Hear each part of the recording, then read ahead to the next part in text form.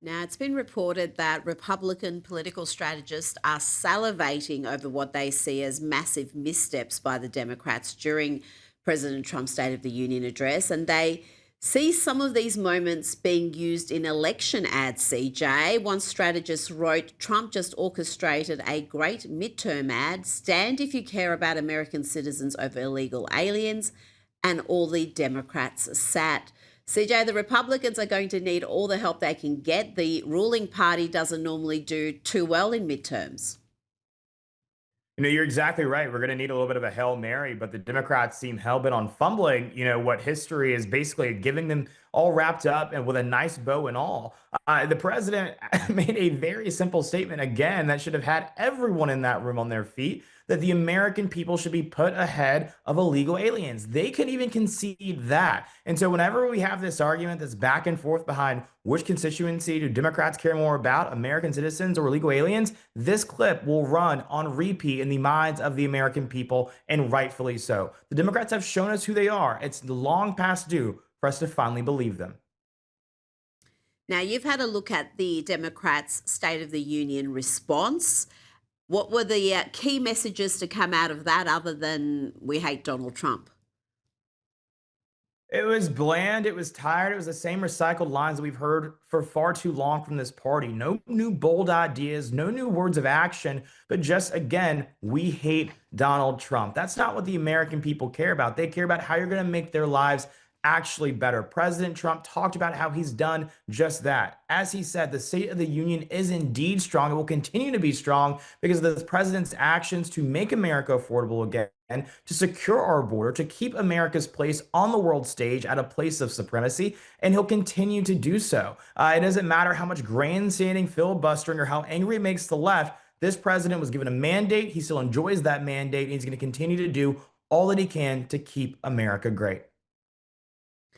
Now to news that the FBI subpoenaed Cash Patel and Susie Wiles' phone records in 2022 and 2023 when both were private citizens. This was part of a federal probe into then former President Donald Trump.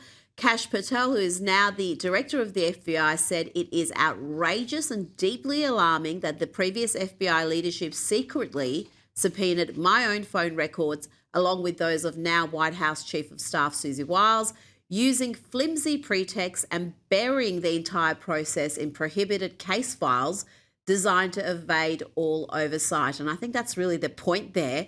Why were they hiding what they were up to? What else can you tell me about this probe, CJ?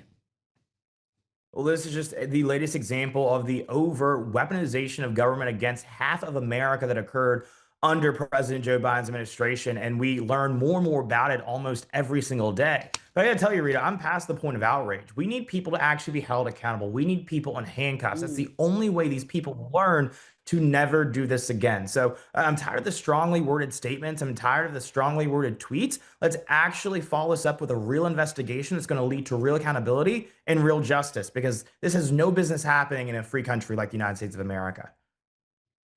You make an excellent point there, and it's one that I have heard over and over again from Republicans who are feeling a little bit frustrated. They saw this lawfare, they saw the weaponization, as you say, of these agencies, and now there doesn't seem to be any sort of reckoning. We're finding out these outrageous cases, and there may be some sackings, but we're not seeing arrests. We're not seeing people in handcuffs. We're not seeing people being sent to jail. Why do you think that is? Why hasn't the Trump administration or those in positions of power declined to really prosecute these cases to the full extent of the law? I can't speak to the thinking over there at Main Justice, but what I can tell you is that if they were to pursue accountability, that would be met with complete commendation from the American people and certainly from our party. Here's the deal. You saw under the Joe Biden administration, these folks were locking up grandmas for simply being pro-life and exercising their First Amendment rights to protest. You saw them going after people who simply asked questions about whether or not our elections were properly secure or not. They were locking people up for simply having the audacity to disagree. That doesn't, that's the exact opposite of a free and Mm. fair America. And so I think that there needs to be accountability. And I think that Kash Patel and Pam Bondi should know that they would have the support of the American people if they went that route. Now, you talked about a free and fair America, and President Trump talked about voter ID laws and the importance of fair and free elections. Have a listen. Why would anybody not want voter ID? One reason, because they want to cheat. There's only one reason. They make up all excuses. They say it's racist. They come up with things. You almost say, what imagination they have. They want to cheat. They have cheated. And their policy is so bad that the only way they can get elected is to cheat. And we're going to stop it. We have to stop it. CJ, he also noted Zoran Mamdani, the mayor of New York. He wants you to produce 2 forms of ID to shovel snow in New York City, but you don't need ID to vote, to take part in the democratic process. And the Democrats are willing to die on that hill, despite the polls showing this policy is wildly popular with all sides of politics. They will not allow it.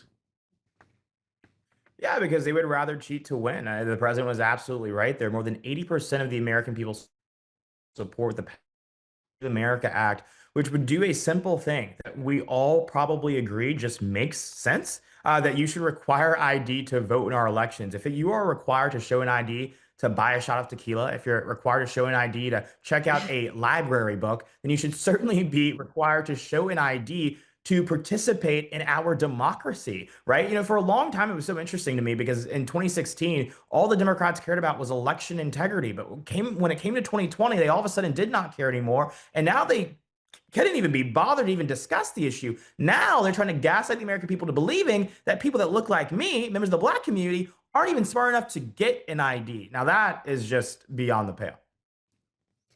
Well, talking about gaslighting, I noticed Joy Behar on The View saying that the Republicans want to introduce voter ID because they want to cheat to win. So that is just one of the more outrageous statements I've heard, but it was on The View, so we can't be surprised.